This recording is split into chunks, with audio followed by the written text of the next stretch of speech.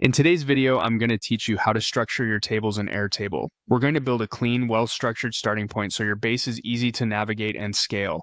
Begin by opening Airtable in your browser and signing in. Once you're on the home screen, look to the left sidebar and click Create. This opens the Creation panel. Choose Build an app on your own.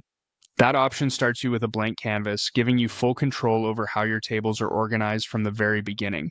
Inside your new app, Airtable creates a default table to get you going. Click directly on the current table name at the top of the grid to rename it. This is a small step that pays off later. Use a clear, concise name that describes one type of thing your app will store. Stick to singular nouns and a consistent style like project, client, or inventory item. Avoid special characters and keep it short so it fits neatly in menus and views. When you're happy with the name, click Save to lock it in. Next, add another table so you can start shaping the backbone of your app. Find the plus sign near your list of tables and click it. Select the option to add a blank table. When Airtable asks how you want to begin, choose Start from Scratch. This ensures you're not pulling in a template or sample fields you don't need. You're creating a foundation tailored to your workflow. Confirm by clicking Save. You now have multiple tables with names that make sense at a glance. A few quick tips as you structure. Think in terms of distinct entities. Each table should represent a single category of information, not a mix of unrelated details.